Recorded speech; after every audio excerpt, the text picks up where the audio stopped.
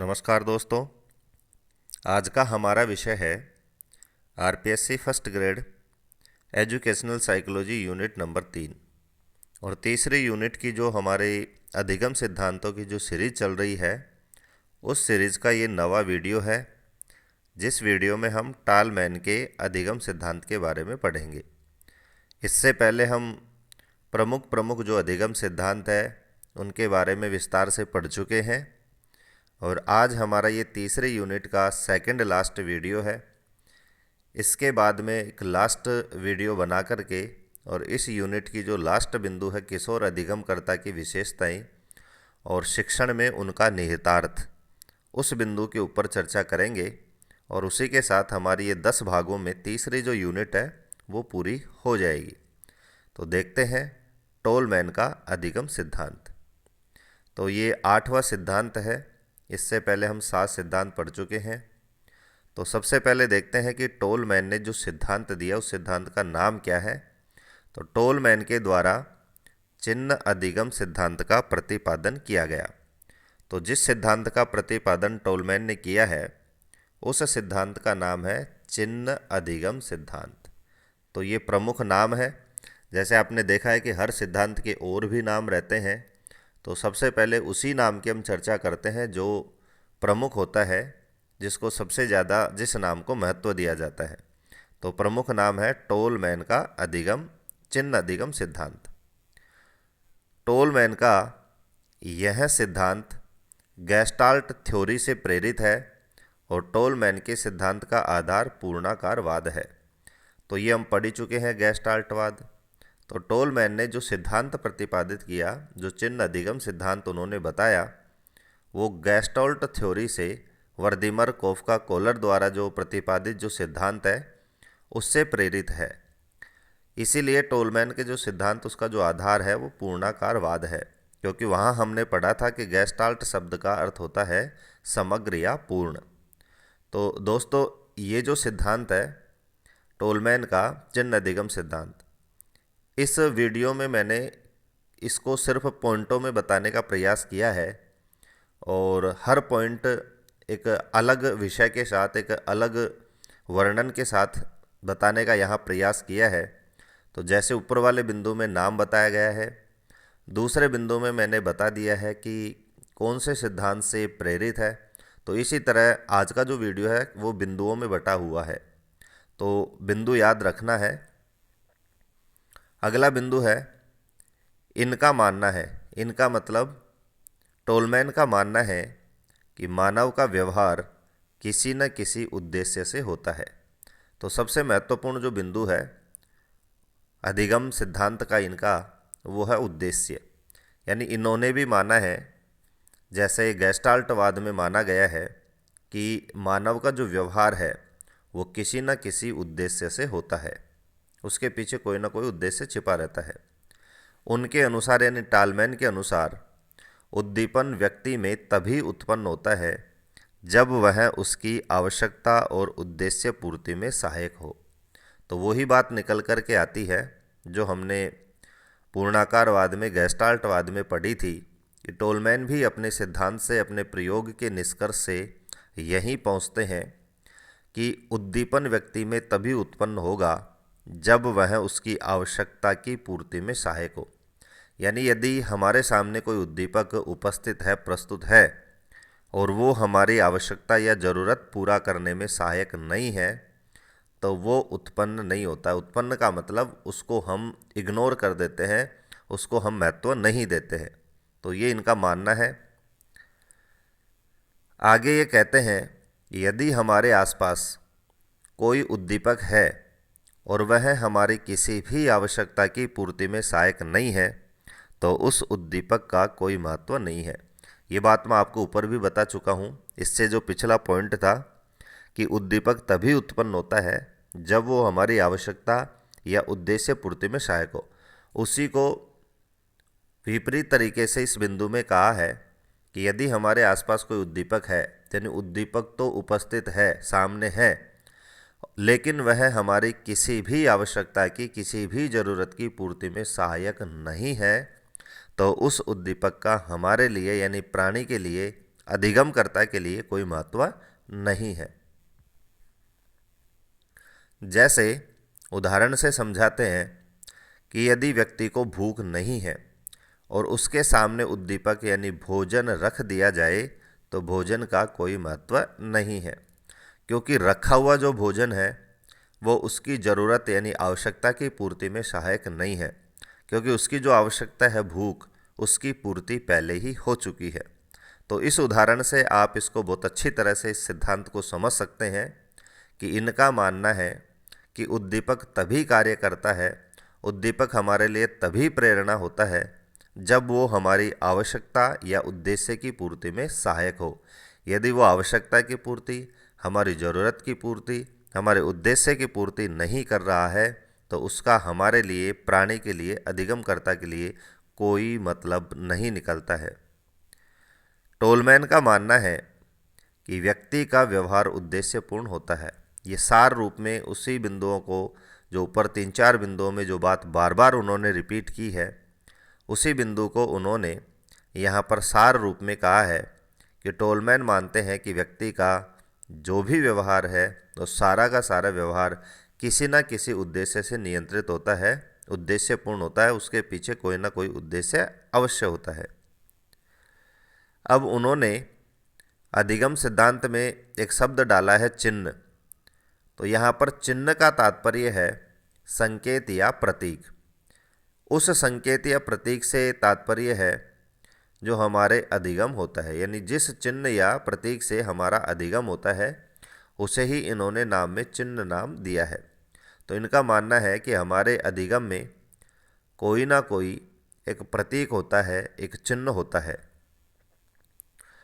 Tolman का यह जो मत है वो प्रयोजनवादी मनोविज्ञान पर आधारित है। ये भी उसी का एक अलग तरह से प्रस्तुतिकरण है, क्योंकि उन्होंने बताया कि व्यक्ति जो भी व्यवहार करता है वो किसी न किसी उद्देश्य से जुड़ा हुआ रहता है।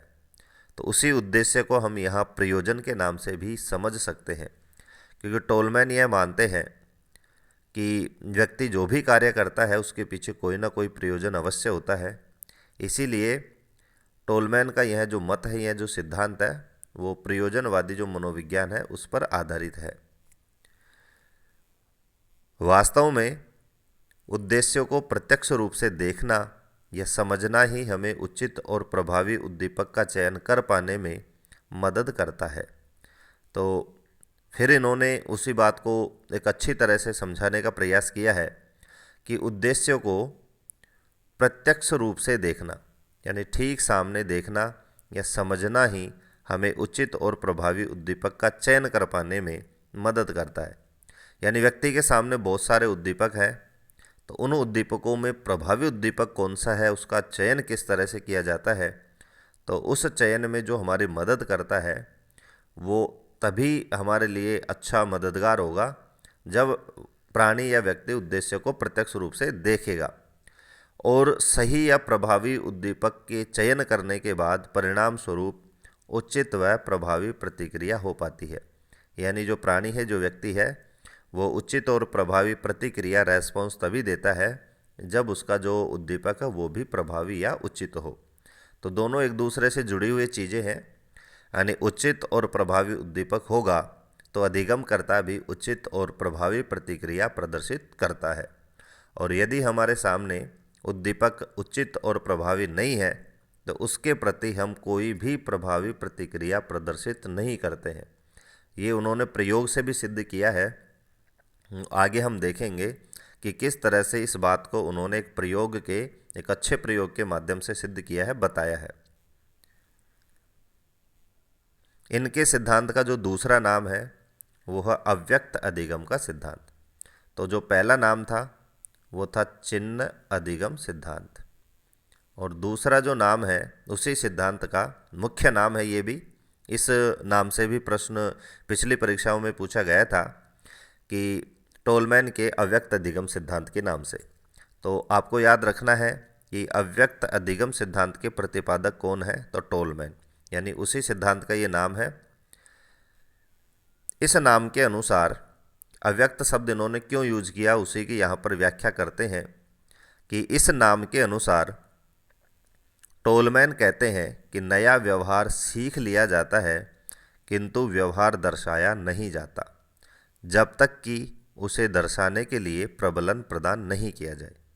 तो टोलमैन यह कहते हैं कि व्यक्ति अनेक प्रकार के व्यवहार सीख लेता है और व्यवहारों को सीखते जाता है, लेकिन जिन व्यवहारों को वो सीखता है वो उन व्यवहारों को दर्शाता नहीं है, प्रस्तुत नहीं करता। कब तक नहीं करता? तो बताते हैं कि जब तक कि दर्शाने के लिए प्रबलन यानी उसको फीडबैक नहीं मिल जाता तब तक वह सीखे गए व्यवहार को दर्शाता नहीं है।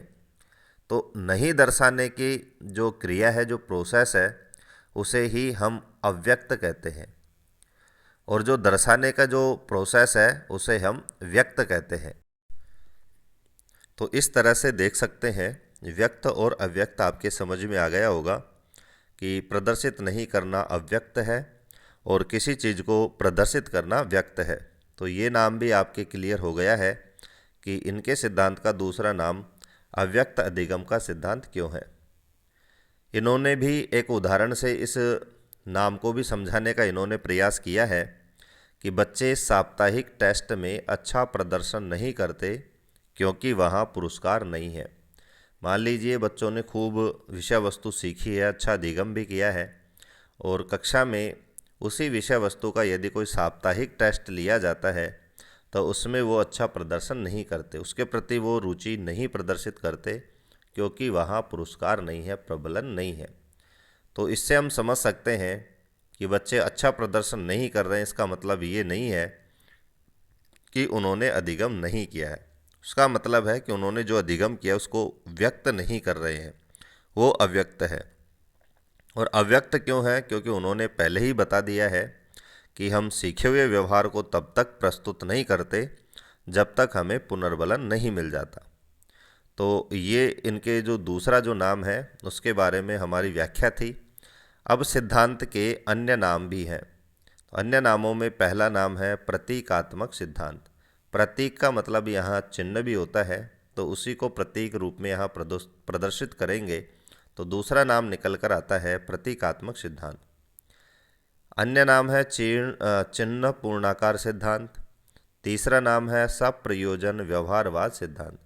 इसका जो कारण है इस नाम का वो भी हम पढ़ चुके हैं, क्योंकि ऊपर बताया कि टोलमैन का जो सिद्धांत है वो प्रयोजनवादी मनोविज्ञान से प्रभावित है, क्योंकि व्यक्ति जो कार्य करता है, जो व्यवहार करता है, उसके पीछे कोई ना कोई प्रयोजन अवश्य होता है। तो ये तीसरे नाम का जो कारण है। और चौथा नाम है उद्देश्यवाद, यानी कोई ना कोई उद्देश्य अवश्य होता है। तो चारों नामों में कोई भी समस्या नहीं है, क्योंकि चारों जो नाम है वो पिछले जो बिंदु पढ़े हैं उनसे चारों नाम हमारे क्लियर हो रहे हैं कि ये चार नाम क्यों हैं। अब इनका एक प्रयोग देखते हैं। इन्होंने जो प्रयोग किया है उससे भी ये जो बिंदु पढ़े हैं इनको सिद्ध करने का प्रयास किया है। तो सबसे पहले हम देखते हैं कि इन्होंने जो प्रयोग किया वो किस पर किया। तो टोलमैन ने अपना प्रयोग चूहों पर किया। तो इन्होंने चूहों को दो ग्रुपों में बांटा गया है। तो आपको याद रखना है कि चूहों पर प्रयोग किसने किया है? टोलमैन ने किया है। और चूहों को इन्होंने दो भागों में, दो ग्रुपों में बांटा। दोनों ग्रुपों के चूहों को अलग अलग भूल भुलैया में छोड़ा गया। तो यहाँ पर अगला प्रश्न बनता है कि भूल भुलैया का प्रयोग किसने किया? तो हमारे ऑप्शन में यदि टोलमैन है तो हमारा जवाब टोलमैन होगा। और क्लार्क हल ने भी भूल भुलैया का प्रयोग किया। याद रखना है कि जो हमारे पिछले जो मनोवैज्ञानिक हमने पढ़ा है हल, उन्होंने भी भूल भुलैया का प्रयोग किया है। तो ऑप्शन आपको देखना है। ऑप्शन में हल है तो हमारा जवाब हल होगा, और ऑप्शन में यदि टोलमैन है तो हमारा जवाब टोलमैन होगा। तो यहाँ इस प्रयोग में भी उन्होंने भूल भुलैया का प्रयोग किया और दोनों ग्रुपों के लिए अलग अलग भूल भुलैया का इन्होंने प्रयोग किया। एक ग्रुप के लिए भोजन रखा गया भूल भुलैया के अंत में, और दूसरे ग्रुप के लिए उन्होंने कोई भोजन नहीं रखा। तो सरल भाषा में इस प्रयोग को आपको समझना है। चूहों को दो ग्रुपों में बांटा, दोनों ग्रुपों को अलग अलग भूल भुलैया में छोड़ा गया। एक ग्रुप के सामने भोजन रखा गया और दूसरे ग्रुप के सामने कोई भोजन नहीं रखा गया। वह ग्रुप जिसके सामने भोजन रखा गया था, यानी पहला जो ग्रुप था, वो जल्दी से भूल भुलैया को पार कर लेता है। क्योंकि उनके सामने उद्देश्य यानी भोजन रखा हुआ है। और इसी बात को बताते हैं कि व्यक्ति अपने अधिगम को तभी व्यक्त करता है जब उसके सामने कोई उद्देश्य हो। तो जिस ग्रुप के सामने उन्होंने भोजन रखा था उसने उस भूल भुलैया को बहुत ही कम समय में पार कर लिया। इसके विपरीत जो दूसरा ग्रुप है वो आराम से और बहुत देर में भूल भुलैया को पार करता है, क्योंकि वह अपने अधिगम को व्यक्त नहीं करता, क्योंकि वह जानता है कि उसके सामने कोई भी पुरस्कार या कोई भी पुनर्बलन नहीं है। तो भूल भुलैया को पार करने में वो बहुत समय लेता है और आराम से वो जो दूसरा ग्रुप है वो भूल भुलैया को पार करता है। फिर जो बी ग्रुप है जो आराम से उस भूल भुलैया को और बिना किसी जल्दबाजी के पार करता है, उस बी ग्रुप के चूहों के लिए भी भोजन रखा गया, तो ए ग्रुप से भी कम समय में भूल भुलैया को पार करके वहाँ पहुँच गए। तो जैसे ही टोलमैन ने बी ग्रुप की भूल भुलैया में भी भोजन रखा तो उन्हें बहुत ही आश्चर्य हुआ, वो आश्चर्यचकित हुए, क्योंकि उन्होंने देखा कि जो ए ग्रुप है जिसने भूल भुलैया को जल्दी पार किया था, उससे भी कम समय में डी ग्रुप वाले जिस ग्रुप के सामने पहले उन्होंने भोजन नहीं रखा था उससे भी कम समय में वो पार कर गए। तो इस प्रयोग से ये सिद्ध होता है कि व्यक्ति अपने अधिगम को या व्यक्ति कोई भी व्यवहार तभी प्रस्तुत करता है जब उसके सामने कोई चिन्ह हो, कोई उद्दीपक उपस्थित हो, कोई पुरस्कार के रूप में कोई वस्तु उपस्थित हो।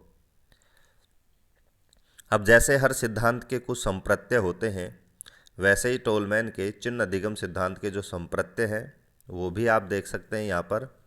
तो पहला संप्रत्यय है सीखने का अर्थ। सीखने के दौरान उद्दीपकों के बीच परस्पर संबंध स्थापित करना सीखना है। तो ये पहला संप्रत्यय है। टोलमैन ने सीखना किसे बताया है?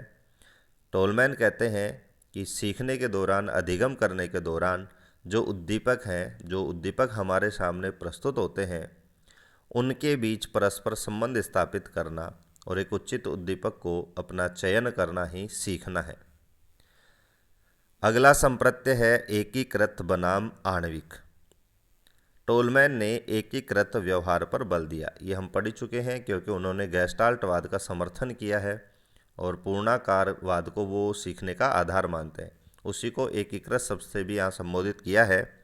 टोलमैन एकीकृत व्यवहार पर बल देते हैं। तीसरा संप्रत्यय है पुरस्कार प्रत्याशा। पुरस्कार देने पर व्यवहार दृढ़ होता है, ये भी सिद्ध हो चुका है प्रयोग से। और अगला संप्रत्यय है लुप्त अधिगम, यानी पुरस्कार नहीं मिलने पर प्राणी अधिगम को प्रदर्शित नहीं करता है, लुप्त रखता है।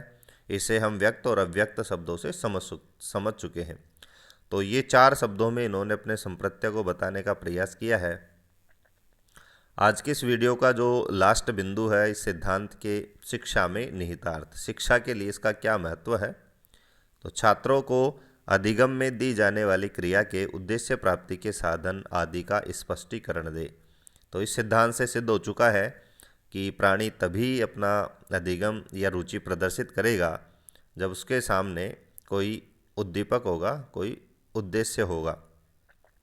तो इस बिंदु में वो समझाने का प्रयास करते हैं कि छात्रों को अधिगम में दी जाने वाली क्रिया, यानी जो क्रिया हम उसको दे रहे हैं, जो कार्य उसको दे रहे हैं, उस उद्देश्य प्राप्ति के साधन आदि का स्पष्टीकरण दे, क्योंकि उद्देश्य तब तक नहीं बताएंगे जब तक वो अधिगम नहीं कर सकेगा। अगला इनका शिक्षा का निहितार्थ है कि उद्दीपन की वजह बताएं, यानी उद्दीपन का जो कारण है वो उसको बताएंगे तो अधिगम के प्रति उसकी रुचि जागृत होगी और उसका अधिगम और ज़्यादा प्रभावी होगा। तीसरा है छात्रों के मानसिक और शारीरिक स्तर का ध्यान रखने में ये बहुत ही उपयोगी है। तो इस तरह से आज के वीडियो में हमने सारे बिंदुओं पर बहुत ही सरल भाषा में और विस्तार से चर्चा करी है अकॉर्डिंग टू सिलेबस, क्योंकि सिलेबस में आप देख सकते हैं हर सिद्धांत के साथ वो बताते हैं शिक्षा में उसके निहितार्थ क्या हैं और संप्रत्यय क्या है और अधिगम के सिद्धांत कौन से हैं। तो हम हर वीडियो में अधिगम के सिद्धांत भी पढ़ते हैं, संप्रत्यय भी पढ़ते हैं, शिक्षा में निहितार्थ भी पढ़ते हैं और कौन से मनोवैज्ञानिक ने कौन सा प्रयोग किया उस प्रयोग को भी परीक्षा की दृष्टि से महत्वपूर्ण बिंदुओं में विभाजित करके और नोट्स बना करके आपको समझाने का यहाँ प्रयास किया जाता है। तो आज का वीडियो आपको कैसा लगा? यदि वीडियो का जो कंटेंट है वह आपको संतुष्ट करता है, आपको अच्छा लगा है, तो कमेंट करके अवश्य बताएं और वीडियो को ज़्यादा से ज़्यादा ग्रुपों में शेयर करें, लाइक करें। धन्यवाद।